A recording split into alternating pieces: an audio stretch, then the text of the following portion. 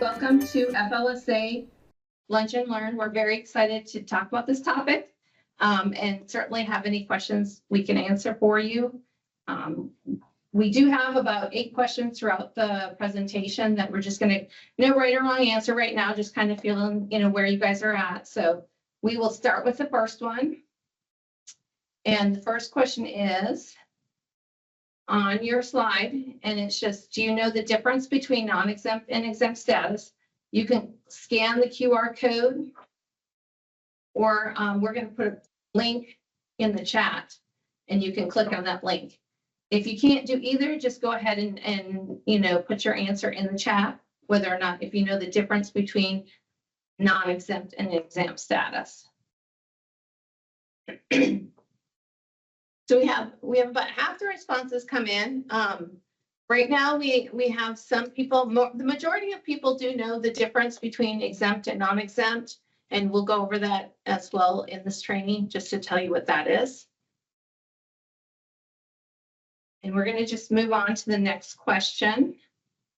Again, there's 3 ways you can answer. You can scan the QR code, you can click on the link that we're putting in the chat, or just, reading the slide and answering the question in the group chat.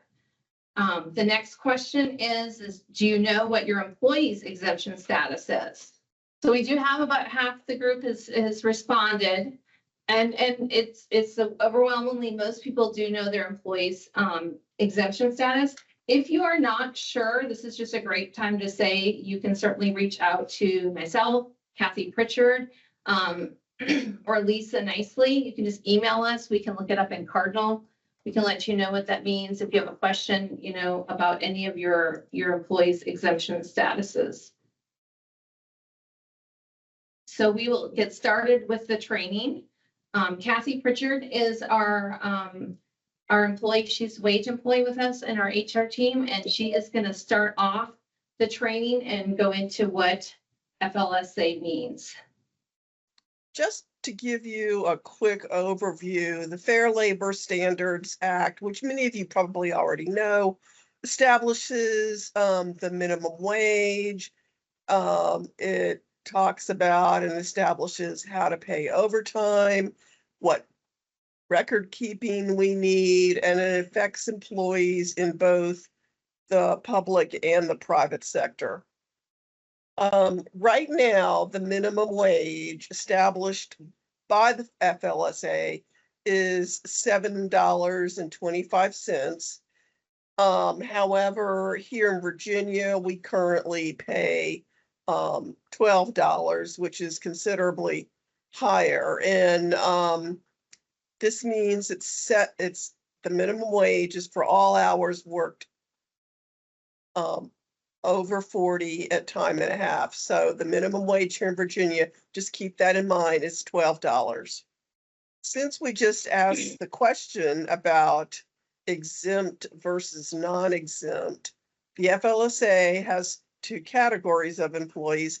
Exempt employees are those employees who are not eligible for any overtime pay. So if they work over 40 hours, they don't get any additional pay for that.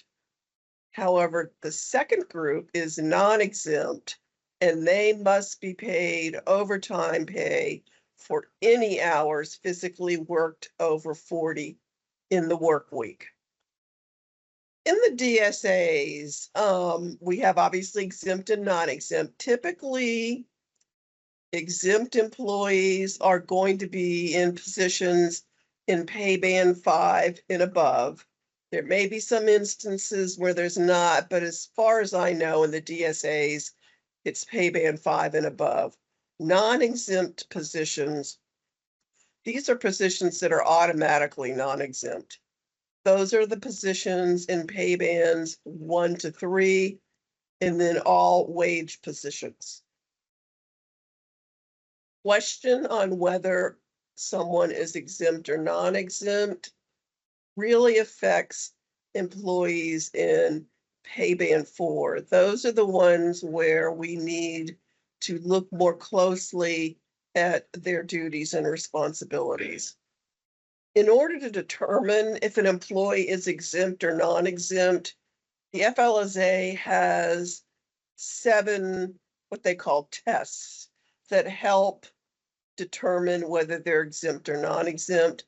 These tests are conducted by HR, and when we're conducting the test, we're looking at the employee's duties and responsibilities to see if they meet the test requirements or they don't meet the test requirements.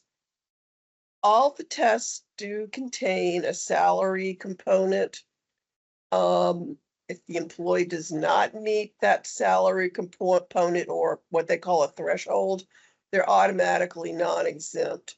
The salary threshold, the minimum salary threshold, just recently changed on July 1st, which means that in order for an employee to be exempt, they have to make either $844 a week or $43,888 annually. Just to point out, on January 1st of next year, they're going to change that threshold to $1128 weekly or $58,656 annually, which is quite a big jump. But just so you'll know, this, we looked at the salary component in all the tests. I'm not going to go into a lot of detail on each test because they all have about 2 pages of questions that you're supposed to answer. So I'm just going to give you an overview. There's the executive test, and this applies mainly to people who oversee a department or division, the Division of Rehabilitative Services, Virginia Industries for the Blind, DDS. Those would be considered divisions and departments. And those employees, we would use the executive test. For the administrative test, which applies mainly to most exempt employees, most employees, these are just questions that relate to office or non-manual work that's directly related to the business operations of the employer. In the DSAs, there are a fair number of employees who we use the professional test for. And the professional test is for employees who are in jobs that require advanced knowledge, higher level course of instruction. And those are mainly our VR counselors, teachers, RNs, lawyers, physicians, those kind of employees. Then there's the computer employee test, which is sort of self-explanatory, but this applies to IT employees, and those employees are, doing systems analysis, developing systems, testing systems, that kind of thing. And then finally, we have an outside sales test. Most state government employees wouldn't fall under this. However, because of the Virginia Industries for the Blind, some of those folks may fall under the outside sales test because they are making sales or obtaining orders. Okay, thank you, Kathy. I'm going to go into the work week and what FLS means. So I'm going to talk about how the work week is defined, how we complete a timesheet, and what overtime versus straight time is, and what the responsibilities for everyone are. So the work week for the FLSA is the work week is a standard period of time that we determine to ensure that overtime, if it's been worked or not. For the disability service agencies, our work week is Sunday at 12:01 a.m. through Saturday at 12 midnight. And this is the standard period of time that we would, be submitting our timesheets for. And then that's what would determine whether somebody worked overtime, straight time, or just regular time. Based on that, we have to be able to ensure that we are complying with the requirement, and doing that, so we need to ensure we're filling out timesheets. The FLSA requires that employers document these hours and that non-exempt employees need to fill out a timesheet to ensure that they are being paid for those hours worked.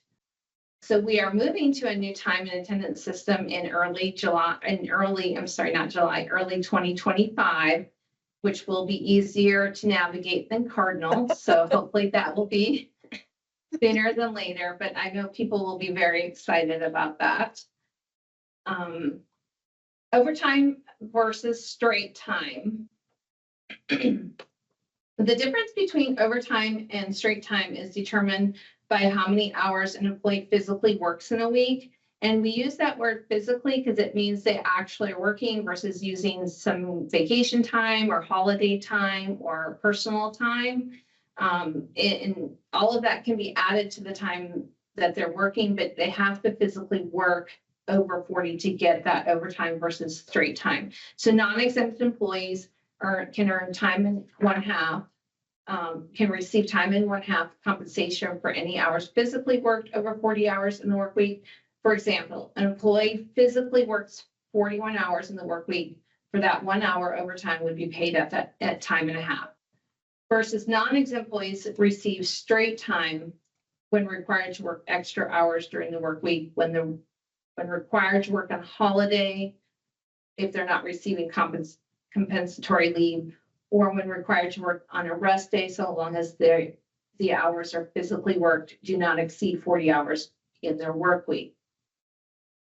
So the example here is an employee works 8 hours on Monday, Tuesday, and Wednesday. They're on annual leave for 8 hours on Thursday, and then they work 12 hours on Friday. The employee physically worked 36 hours. Excuse me. However, there were 44 hours accounted for. The employer received 4 hours of straight time for that 4 hours they worked extra on Friday. So that's where they would not get the overtime. They would just get the 4 hours of straight time because they had a holiday or they had a vacation or they had a personal day. But all of those hours totaled 44. And now we're going to look at the timesheet piece to kind of show you how you would actually record, how they would record it on the timesheet. So when you're getting it as a supervisor or manager, you're understanding what they're putting in and to ensure they're getting paid correctly. So the first timesheet that we're going to look at is recording overtime at time and 1/2. So a couple things you just want to look at. Everybody should probably be familiar with a Cardinal timesheet. But if you're wondering right away, is my employee exempt or non-exempt? So for an exempt employee, not all, but some, and I won't say most, usually it would say exception here. But right here, this says positive. So that doesn't mean necessarily they're non-exempt, because we do have employees in our agencies that are in a positive time reporting type, but they are exempt just because we do it for budget reasons. But that is something you want to, just take a look at on your employee's timesheet. This person is a non-exempt employee. And what they did is they worked 8 hours a day, 10 hours a day on Monday, and they worked 9 hours on Thursday, and then they worked 8 hours on Tuesday, Wednesday, Friday. So they did record their 8 hours like they should have every day, and then they recorded their overtime on the specific days they actually worked overtime. So Monday it was 2 hours, and Thursday it was 1. And then they coded it as overtime at OT at time and 1/2. Something to just keep in mind here, if they don't work on Friday, then this would not be overtime. It would have just been overtime at time and 1/2. It would be overtime at straight time, is how that you would want to record it. The next one we're going to look at is the recording at overtime at straight time. So this week, the employee had a vacation day on Monday, worked Tuesday, Wednesday, Thursday at 8 hours each day. And then at Friday, they worked 10. So their hours totaled 42. They have their vacation day at 8, 32 regular hours, and then they do get paid for that overtime at straight time. And the last timesheet we'll talk about is recording both options. So again, they had a vacation on Monday. They worked 10 hours on Tuesday, 10 hours on Wednesday, 10 hours on Thursday, and they worked 11 on Friday. So they worked 41 hours physically, and they get 1 overtime at time and a half, and they get 8 hours at straight time. So if you have any employees who are recording hours differently outside of these are your 3 basic usually options that might happen, the 3 scenarios that might happen to your employees. If there's something different, you're not sure, you can certainly reach out to Lisa, myself. Liz is on here as well, and you can reach out to her team as well to ask them, are we recording this correctly?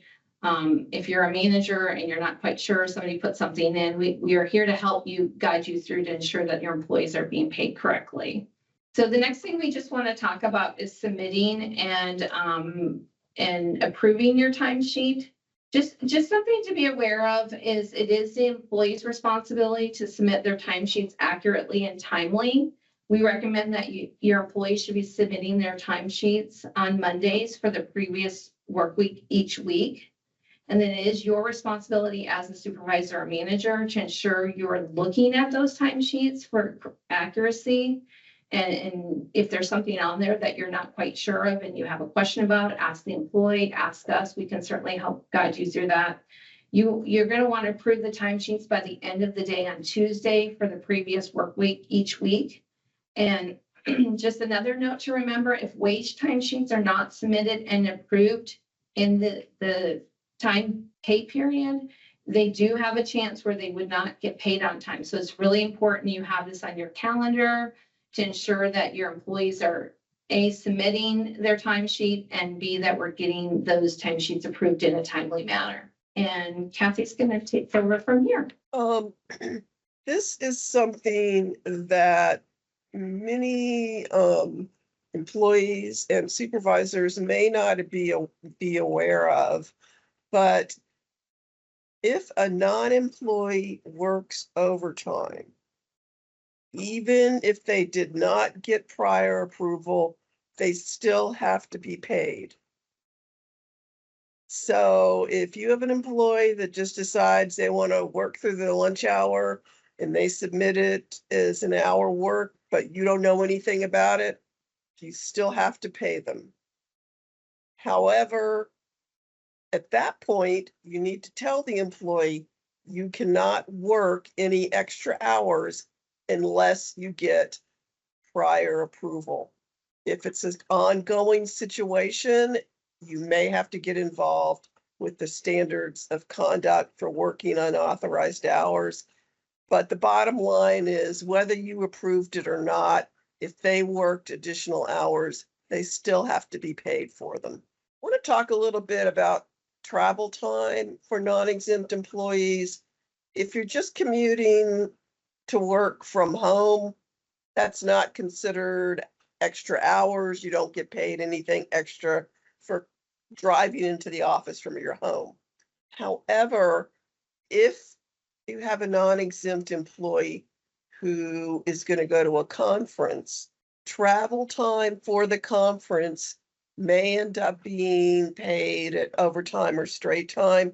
For example, if you have a conference that starts on Monday morning and the employee travels on Sunday to get to the conference, that travel time is considered work time and must be recorded as such if it's outside of their normal 8-hour work day. So just keep that in mind. If they're at the conference lasts for 12 hours, then there's going to be some overtime involved in that.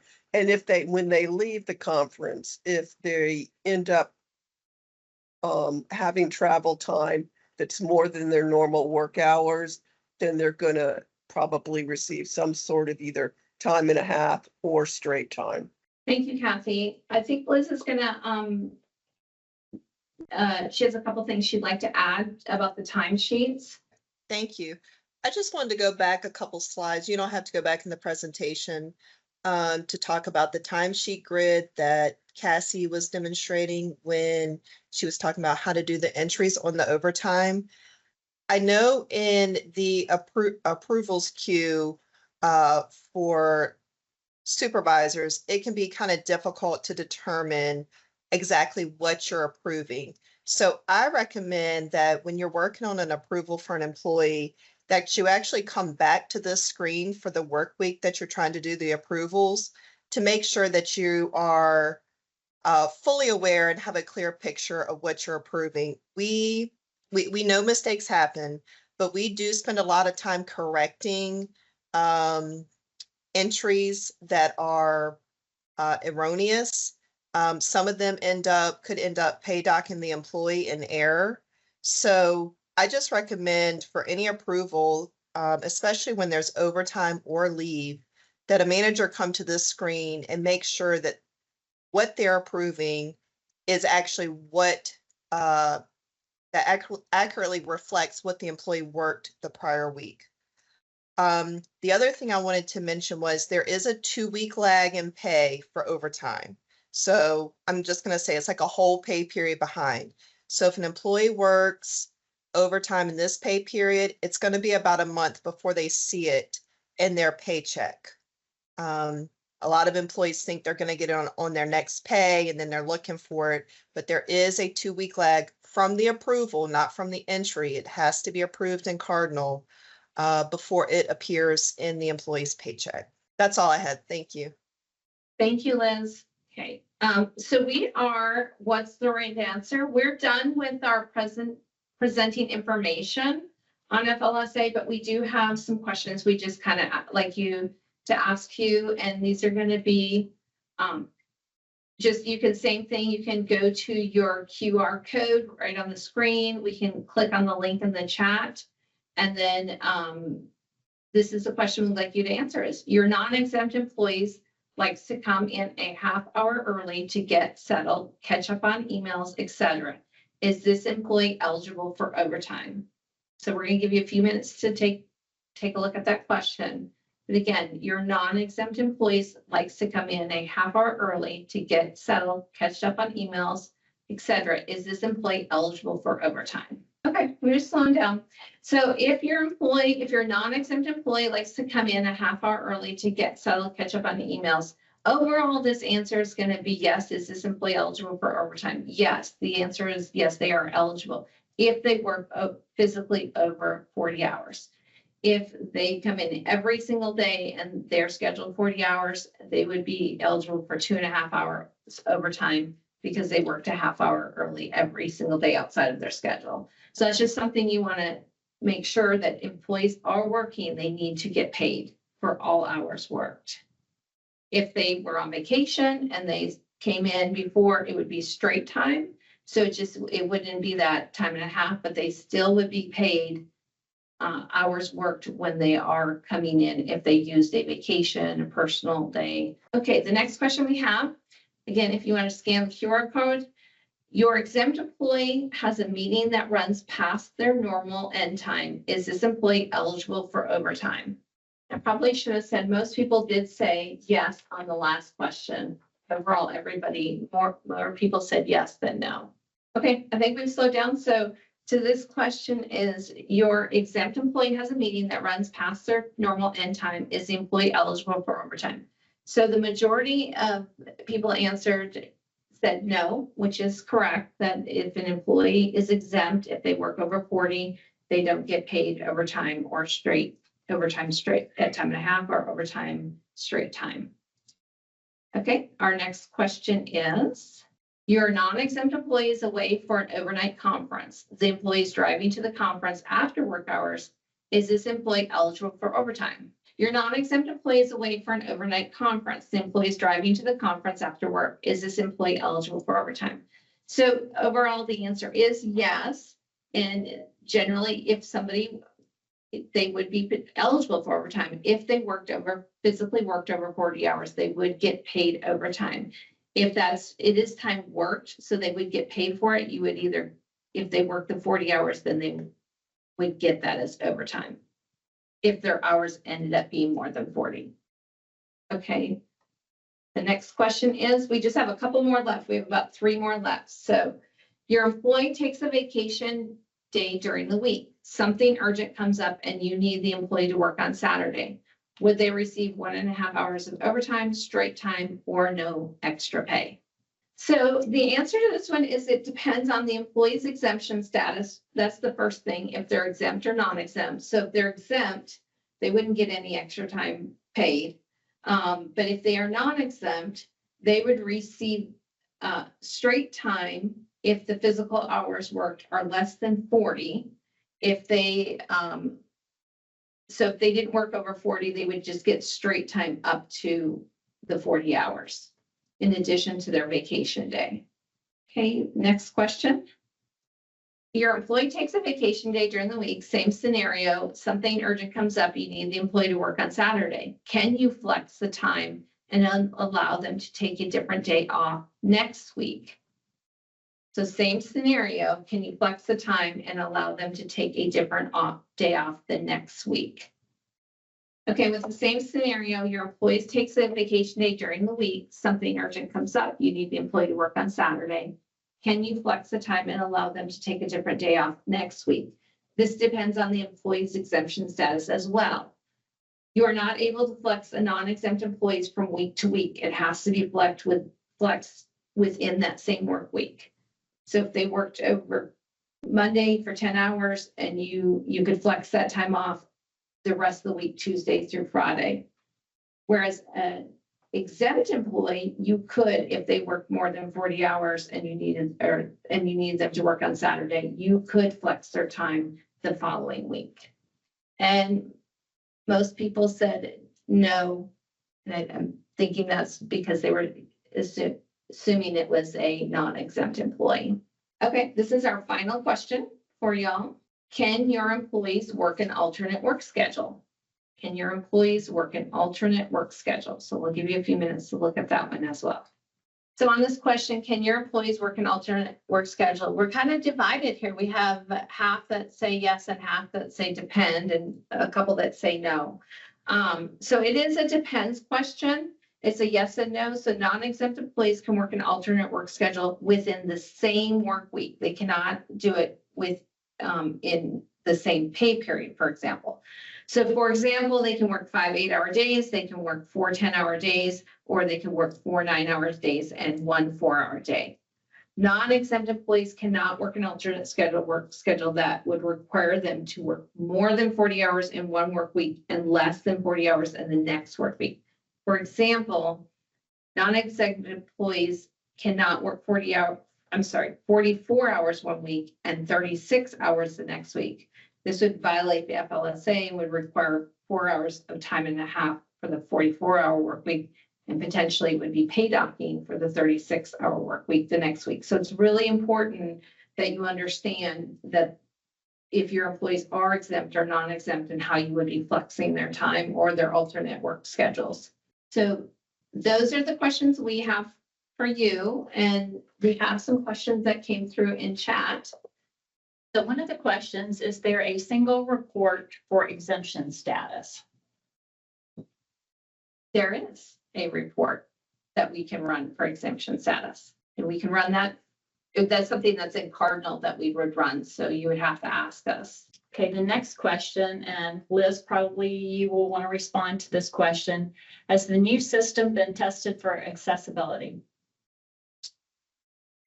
So currently we do not have access to the new time and attendance system that we are still in the procurement process of.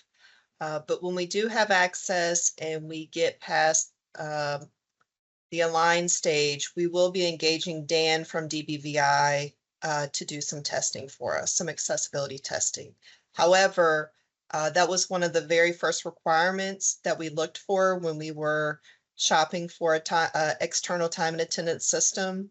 And from the best of my understanding, it is fully accessible.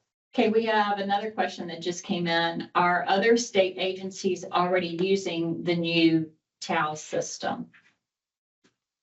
Can we see their instance? So I'm guessing, Liz, the question is there another state agency already using the product that we're looking at, and can we verify with them? Yes, multiple other state agencies, colleges, and universities use the time and attendance system. I can certainly ask the vendor if that's an option, but just know that the system is 100% customizable to the agency. So, I know accessibility and customizing it to our users are two different things, but I can check with the vendor to see if that's an option. And then right now, that's all the questions that we have, unless anyone has any additional questions. Okay, as Cassie said, you can feel free to reach out to me, it's Lisa, Cassie, Liz. If you're not sure of what your employee's exemption status is or how to record overtime, straight time on a timesheet. Paige just got another question. Can an employee work through their lunch and leave early? If they work through their lunch, you can flex their time so they don't get overtime.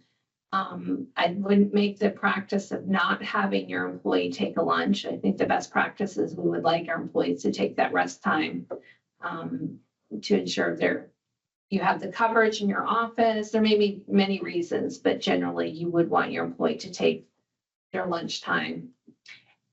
It's not originally designed for an employee to leave a half an hour early every day and work through lunch.